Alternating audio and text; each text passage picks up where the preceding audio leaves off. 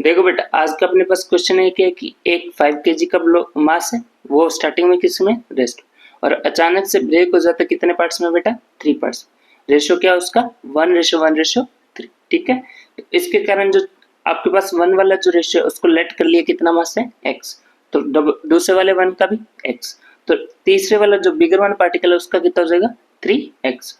और x वाले particle की आपके पास स्पीड दर की 40 मीटर पर सेकेंड, और कौन से डायरेक्शन में? y direction. वैसे दूसरे x वाले की 30 मीटर पर second in x axis, x direction, और 3x वाले की z डायरेक्शन में।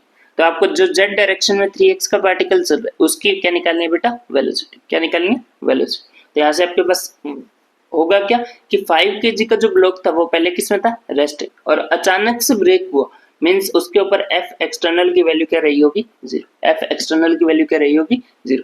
तो उसके कारण P इनिशियल बराबर होगा किसके बेटा? P final. P इनिशियल बराबर होगा किसके?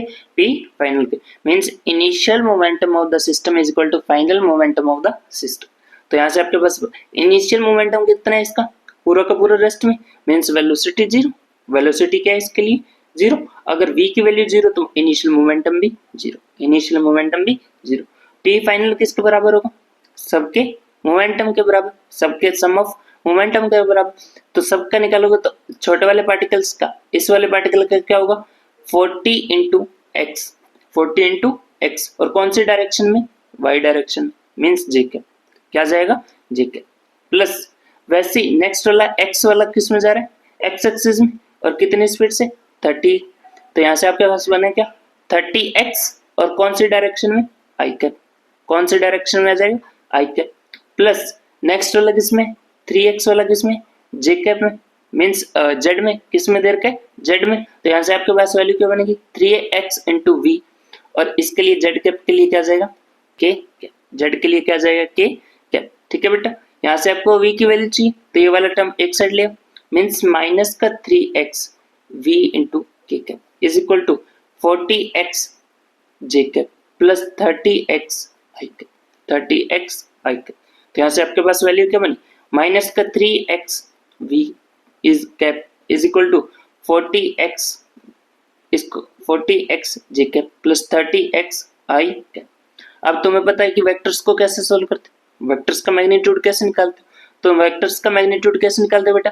ये वाली पूरी टर्म्स को क्या निकालते? जैसे आपके पास कोई भी वेक्टर दे रखा है तो उस वेक्टर का मैग्नीट्यूड कैसे आता है?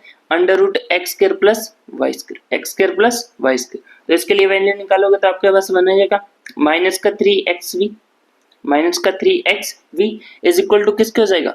ये माइनस किसको शो कर रहा था? डायरेक्शन को।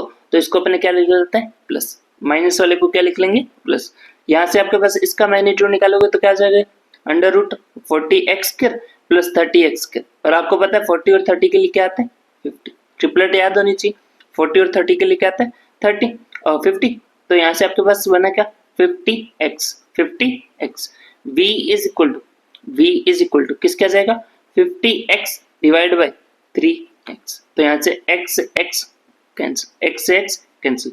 तो v की वैल्यू आपके पास क्या आ गई? 50/3 मीटर पर सेकेंड, 50/3 मीटर पर सेकेंड।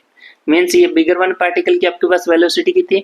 50/3 मीटर पर सेकेंड। और ये कौन सी डायरेक्शन में जा रहा था? के कैप। और ये के कैप कौन सी होगी? माइनस वाली। कौन सी होगी बेटा? माइनस को। ठीक है, थैंक यू।